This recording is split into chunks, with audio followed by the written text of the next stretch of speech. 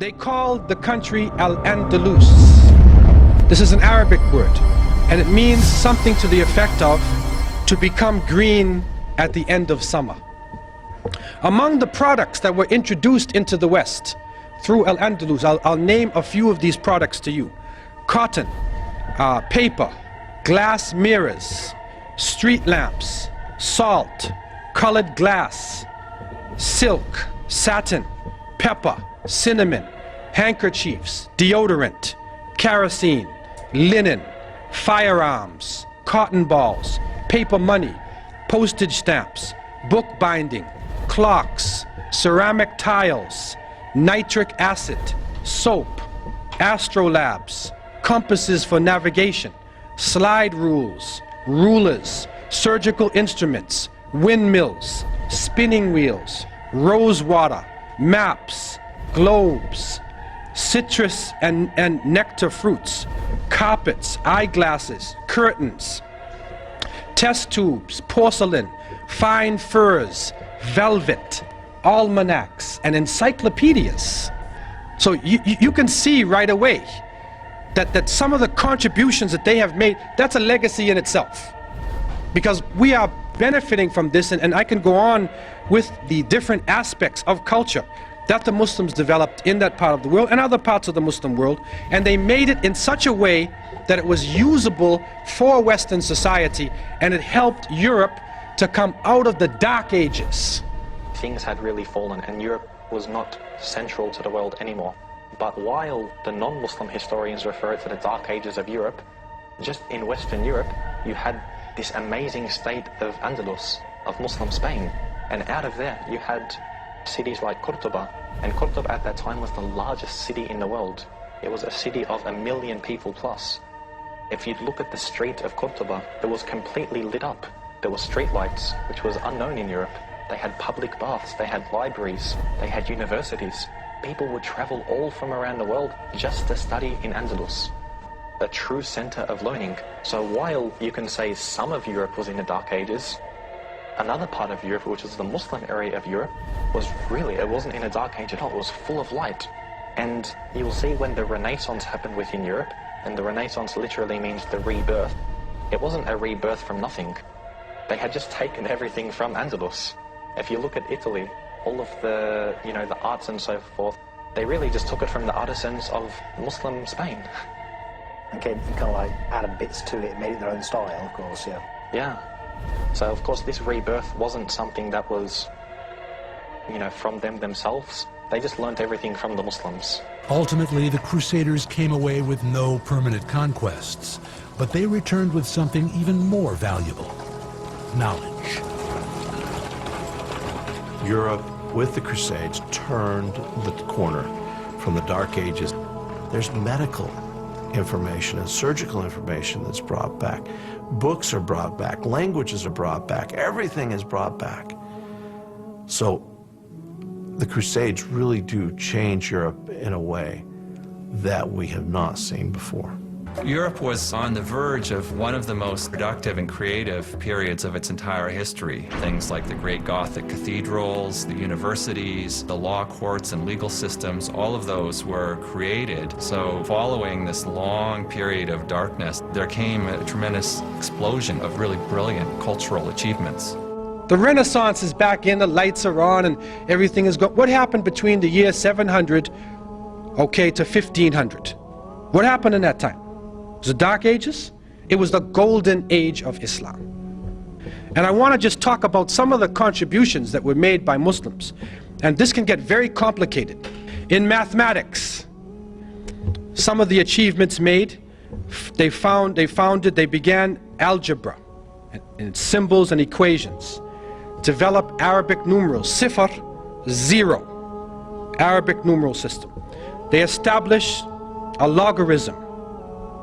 They founded the general formula for solving third-degree equations. They founded trigonomic ratios, formulas, and equations. And you can continue to go on, and you'll see calculus and trigonometry and all of these areas of math have a debt to Islam. In physics, they established the science of power, or mechanics. They describe the center of gravity. They describe gravity. So when that apple hit Newton in his head, okay, he was probably reading an Arabic book, and it woke him up from his sleep, and then he turned to the page on gravity. But what comes to us, the apple hit him in his head, and they say he discovered gravity. Muslims had described gravity in details long before Isaac Newton. Also, they described mechanical properties of geometric bodies. They developed the hydrometer, aerometer, the lever, balance, scale.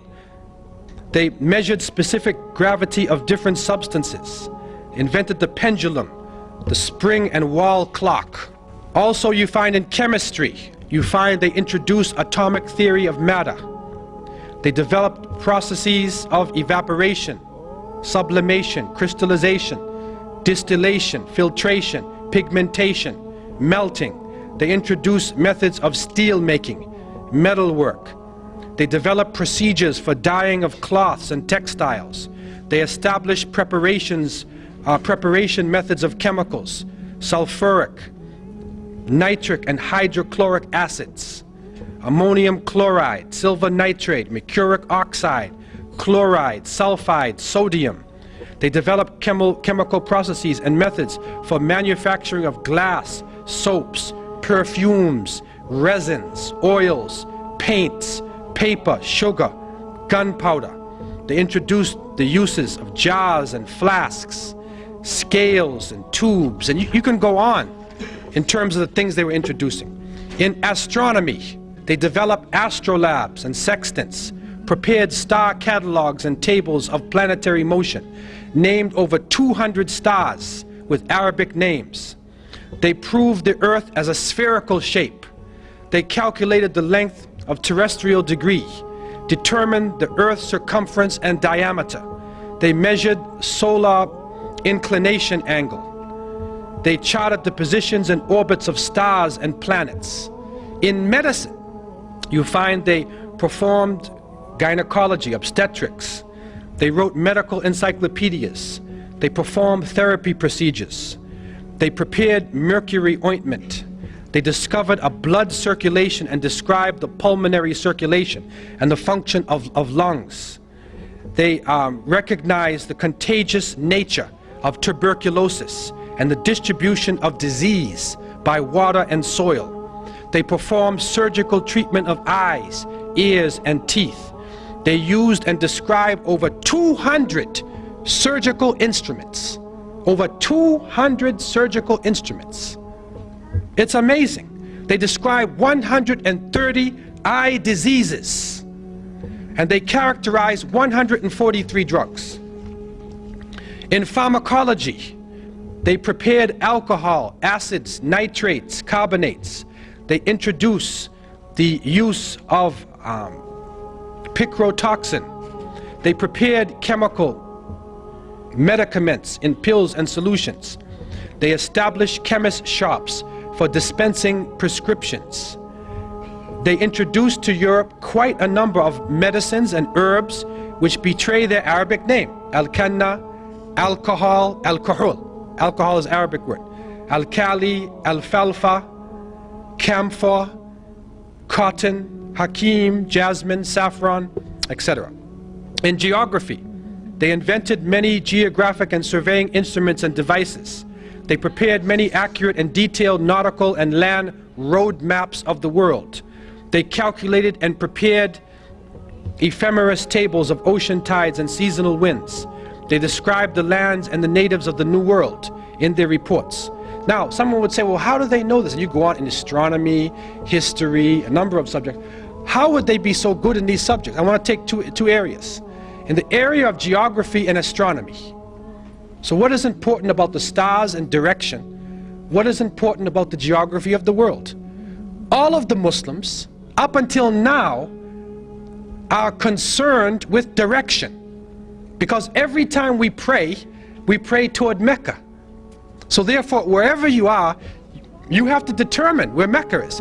So therefore, it was a natural thing for Muslims to get into the direction and always to be looking at the sun to know what time of day it is because of the cycle of prayer. It's a natural thing.